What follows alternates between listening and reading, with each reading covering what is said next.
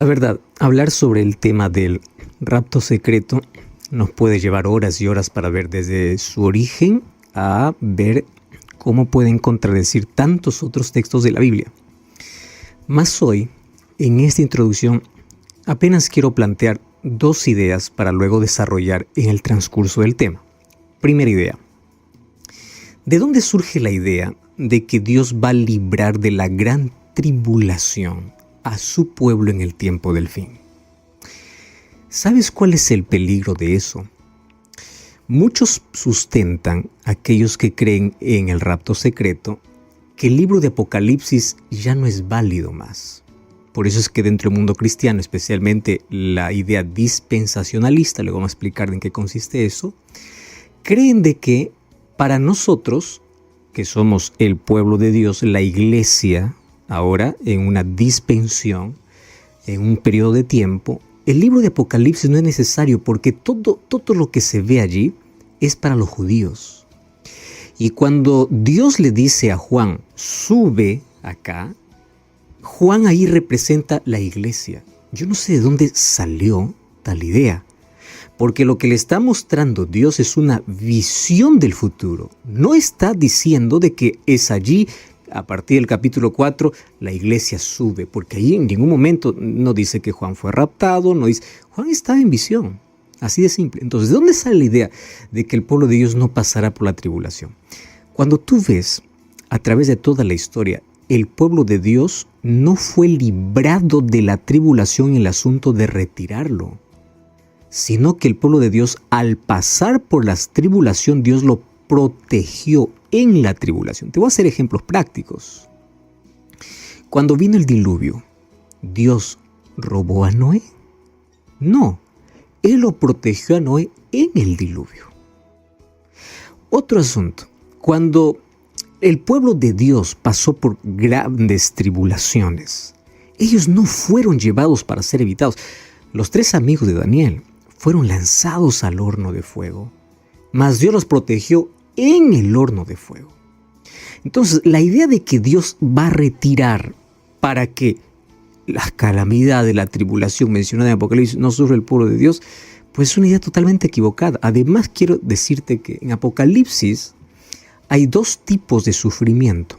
Un sufrimiento por calamidades por haber rechazado a Dios y el otro sufrimiento por causa de su fe. Entonces, las personas que creen el rapto secreto ya no tienen más interés por Apocalipsis, porque Apocalipsis ya no sería para el pueblo de Dios. Y allí se pierden las mayores promesas y el mayor conflicto que presenta Apocalipsis capítulo 12, Apocalipsis capítulo 13, la tierra nueva, la segunda venida. Claro, ya no es necesario. ¿Por qué? Porque supuestamente el pueblo de Dios allí está en el cielo. ¿Para qué voy a estudiarlo? Ya no es necesario para mí. Y se pierde las grandes cosas que están reveladas en el libro de Apocalipsis. Primer planteamiento, ¿correcto? Segundo planteamiento. Esta idea del rapto secreto no es muy antigua. No es sorpresa, mas yo quiero que tú puedas investigar, porque ningún reformador, créeme por favor, ningún reformador cree en el rapto secreto. ¿De dónde nace la idea del rapto secreto? Hoy vamos a ver algunas ideas extrañas que surgieron en base a una versión de la Biblia que surgió a comienzos del siglo XIX, y en el año de 1800 que apareció un hombre llamado John Darby para poder afianzar o acentuar esta idea. ¿Basado en qué? Basado en que Dios, en la historia de la humanidad, dirige la historia en 7 periodos diferentes, a los cuales llamó dispensacionalismo. Más esto voy a explicar un poquito más en el mensaje. Y parte de esa dispensación es robar a su pueblo para librarlo de la gran tribulación. Mas yo quiero que puedas reflexionar muy bien en esto, porque la idea del rapto secreto nació en sí en una idea de interpretación profética futurista. ¿Qué es eso?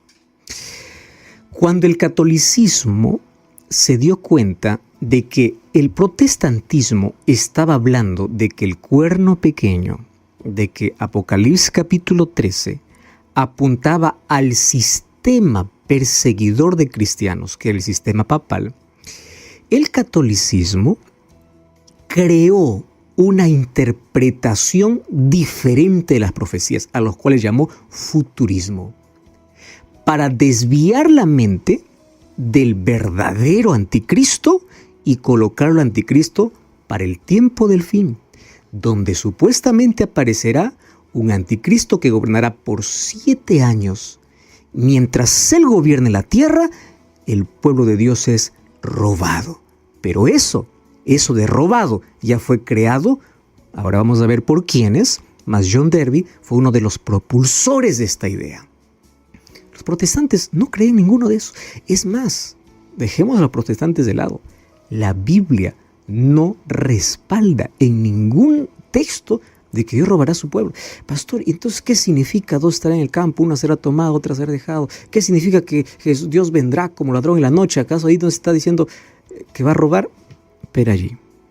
Vamos a leer todo texto en su contexto y vamos a ver de qué está hablando. Tú no puedes tomar un texto aislado y decir, así dice, lee un poquito más abajo, un poquito más arriba y te vas a dar cuenta en qué contexto lo dice. ¿Ya te diste cuenta de lo que hacen hoy las personas de maldad? Cortan un pedazo de un mensaje para hacerle decir algo que nunca dijo, porque hoy está de moda esos recortes sin contexto. Miren lo que dijo, pero escúchalo todo. ¿En qué contexto le estaba diciendo? Así hacen con la Biblia. Hacen recortes para poder favorecer sus creencias aislando del contexto general. Entonces hoy queremos analizar qué dice la Biblia y cómo surgió una idea extraña de que Dios robará a su pueblo. Porque quiero que te quede claro, Jesús no tendrá 2 venidas. Uno dice que primero Jesús robará y luego vendrá en gloria y majestad. No, la Biblia habla de la venida de Jesús como un solo evento. Un solo evento. No dividido en 2 periodos. Más hoy queremos que la Biblia nos explique. Y si tú crees que la Biblia es la base y el fundamento de la fe del cristiano, entonces no me creas a mí, ni lo que el pastor dice, ni lo que la iglesia dice, lo que la Biblia dice. Y si tu fe está fundamentada en la Biblia como palabra de Dios, recuerda que ella tiene la última palabra en un mundo lleno de argumentos. Vamos a la palabra de Dios y que ella nos explique. De eso hablaremos aquí. Me impresiona mucho Mateo capítulo 24, porque hoy quiero hacer una conexión interesante entre la primera señal y la última señal que Jesús coloca. Obviamente que aquí las señales están entrelazadas, algunas tenían que ver con la destrucción de Jerusalén, del templo de Jerusalén en el año 70, pero también está hablando de lo que sucederá antes de la venida de Jesús. Ahora, quiero que prestes atención. Cuando los discípulos le preguntan qué señal habla de tu venida y cuándo será el fin de todo, Jesús presenta la primera señal del cual pocos hablan. Y la primera señal está en el versículo 4 y dice así: respondiendo Jesús les dijo, mirad que nadie os engañe.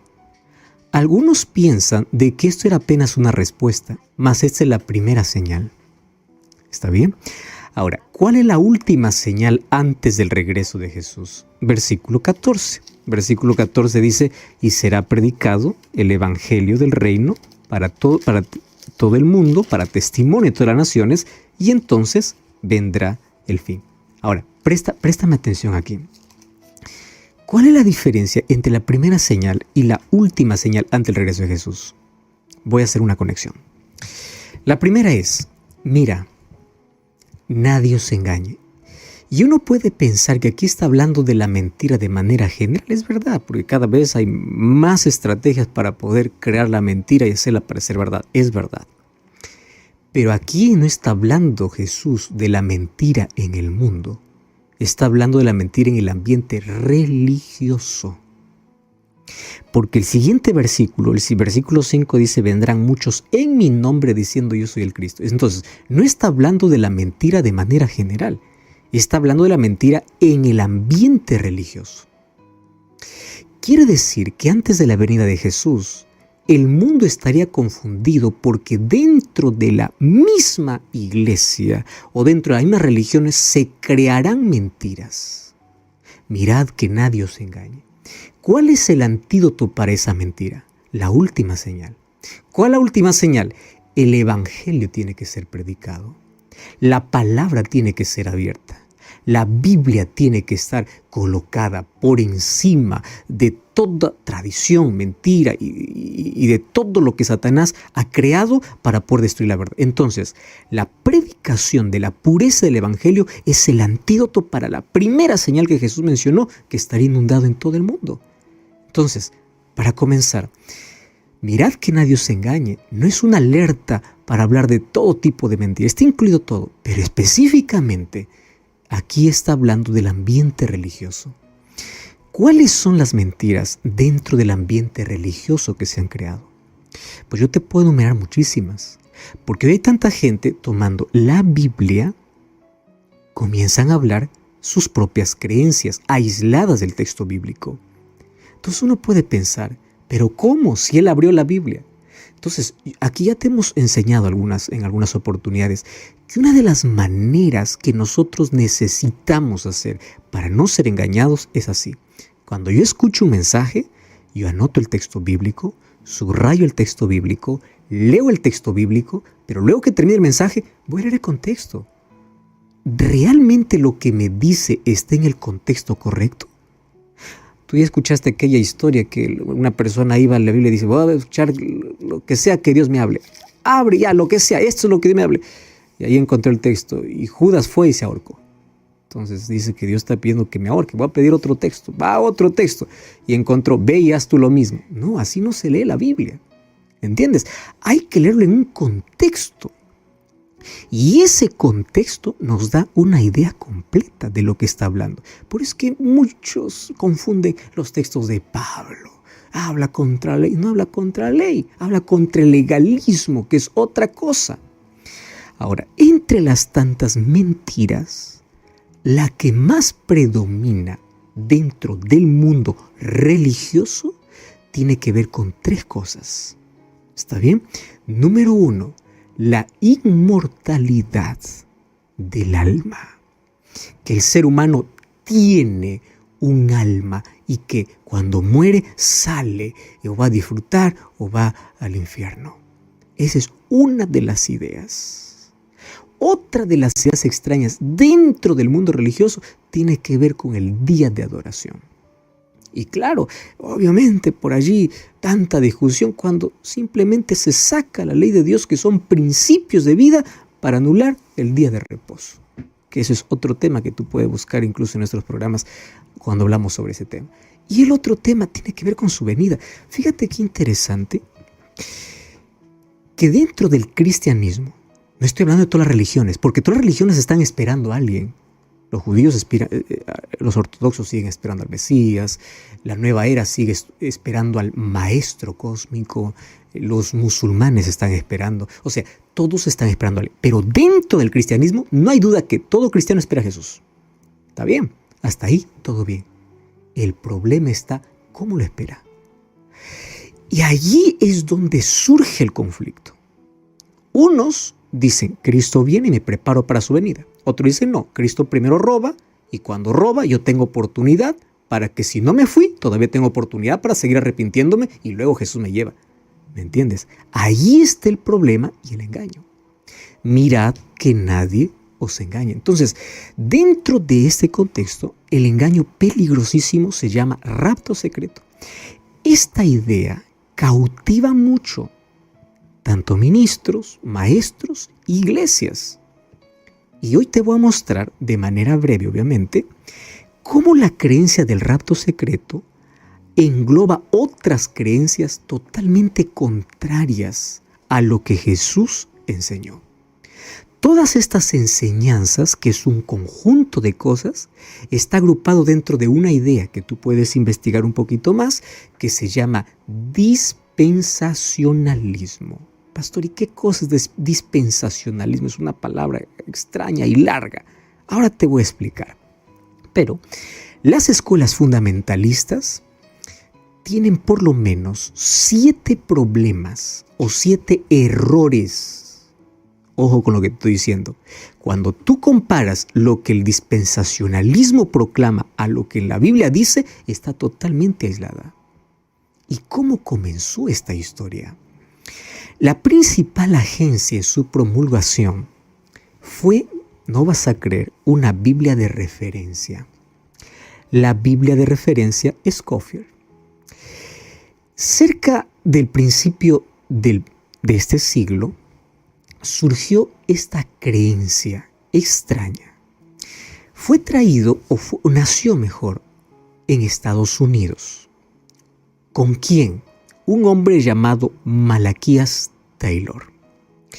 Malaquías Taylor, uno de los hermanos Plymouth, entre ellos estaba un doctor llamado Scofield.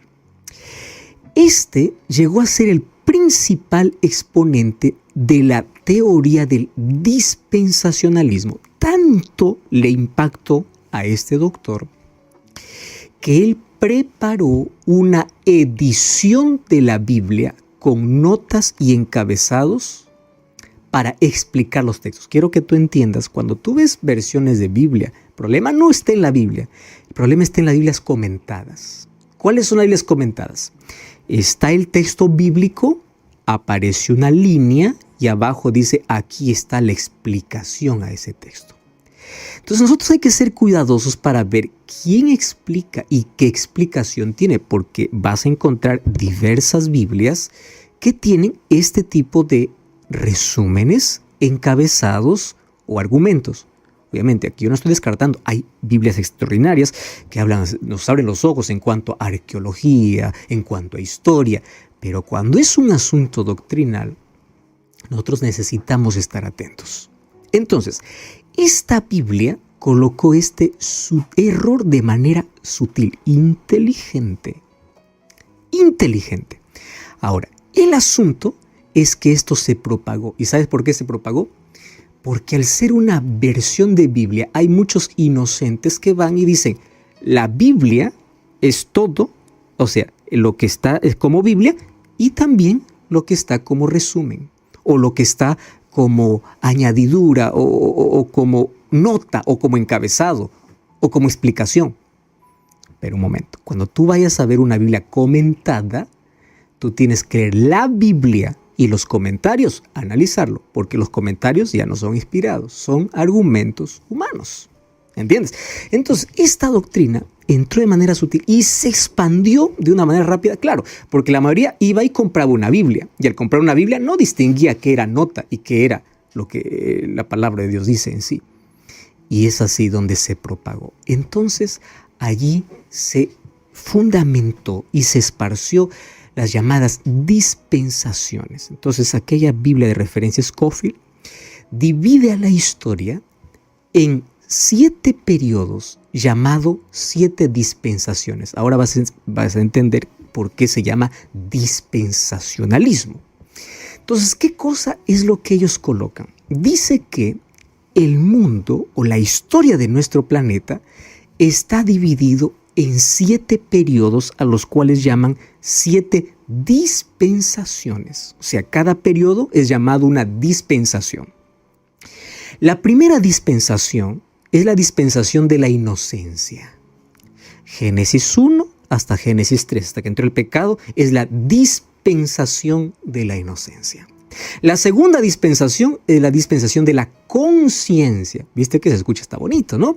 Que va desde Génesis 3 hasta capítulo 8 más o menos, versículo 22. La tercera dispensación es del gobierno humano. Ahí aparece la Torre de Babel y todo desde el capítulo 9 hasta el capítulo 11. Luego viene la dispensación de la promesa. Comienza con Abraham, se va de Génesis hasta Éxodo capítulo 19, Génesis 12 hasta Éxodo 19. Luego viene la dispensación de la ley, que va de Éxodo 20 hasta Hechos 2. Mira hasta dónde va la sutileza de este asunto. La dispensación de la ley va desde Éxodo 20, o sea, todo el Antiguo Testamento, hasta parte del Nuevo, pero en Hechos 2 se acaba. ¿Por qué? ¿Qué sucede en Hechos 2? El Pentecostés. Entonces dice que la dispensación de la ley acabó en el Pentecostés, porque a partir del Pentecostés aparece la dispensación de la gracia. Ah, qué interesante, ¿no? Y la dispensación de la gracia está de Hechos 2 hasta Apocalipsis 20, más o menos. La dispensación de la gracia.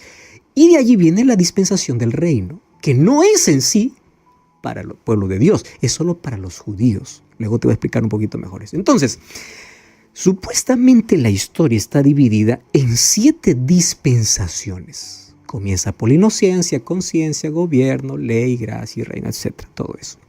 ¿Qué sucede? Aquí está el problema, pero serio.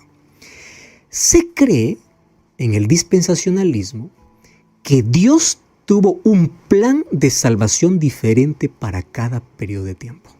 O sea, para el tiempo de la inocencia hubo un plan, para el tiempo de la conciencia otro plan, para el tiempo del gobierno otro plan. O sea, Dios más o menos va a tener 7 planes para salvar al ser humano. O sea, si es que alguien llega al cielo va a decir, yo llegué con el plan 1, yo llegué con el plan 2, yo llegué con el plan 3, yo llegué con el plan, no sé con qué plan llegaste. Así no funciona el plan de salvación. ¿Cuál es el problema?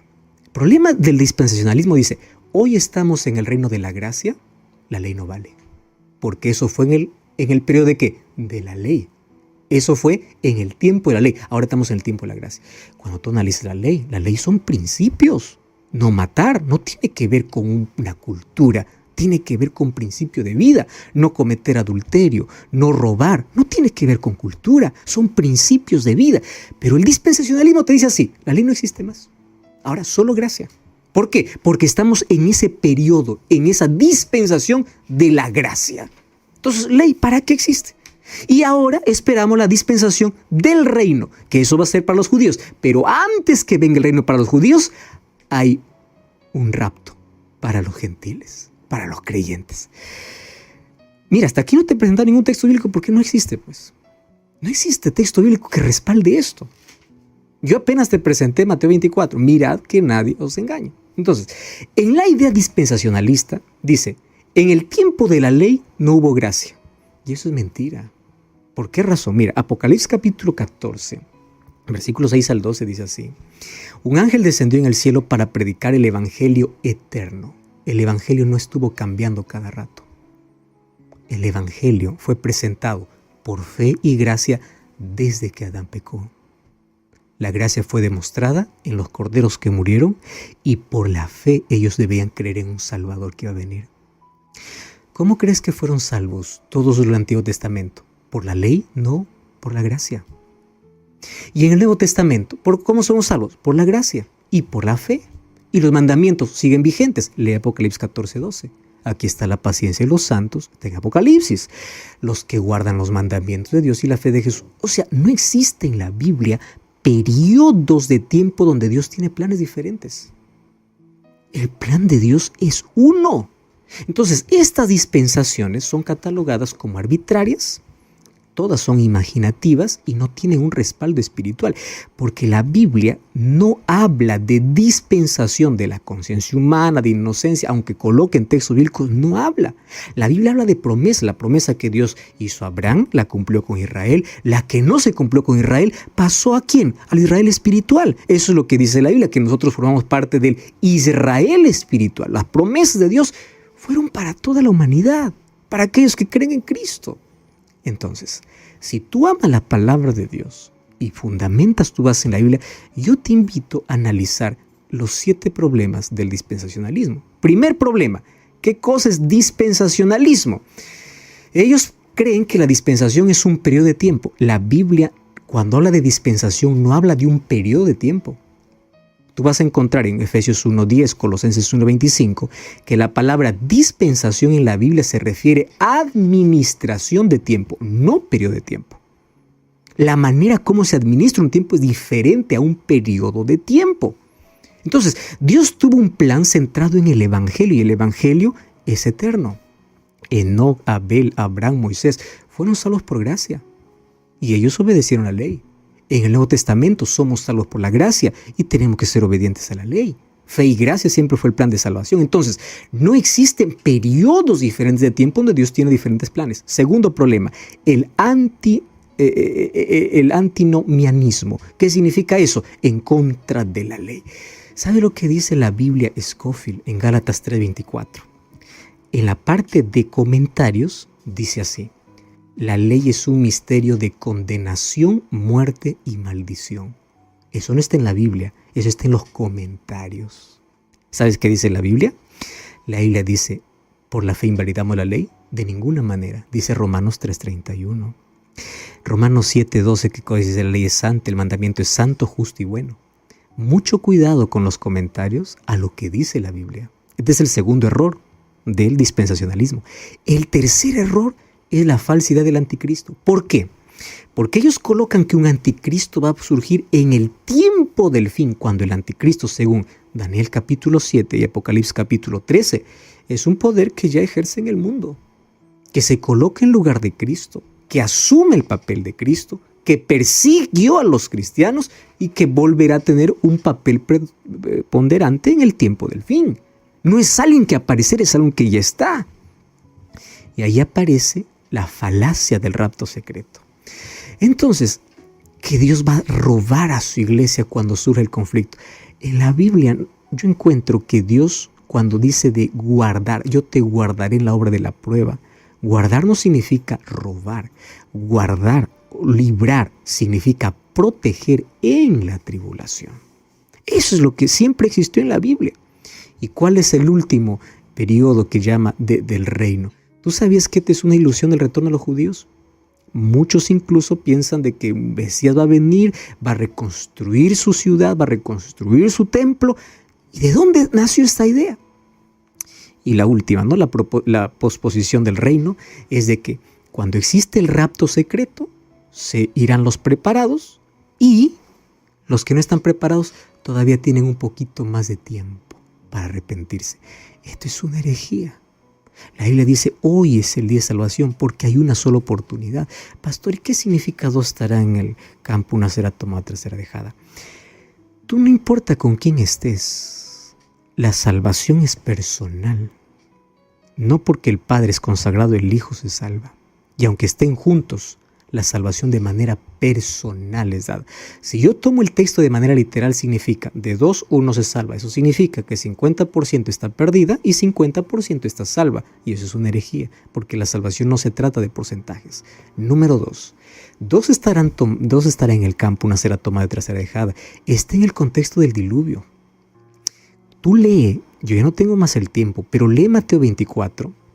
Desde el versículo 37 vas a ver que Jesús está ilustrando cómo ocurrió, así como en los días del Noé. Así será la venida del Hijo del Hombre. ¿Y qué cosa sucedió?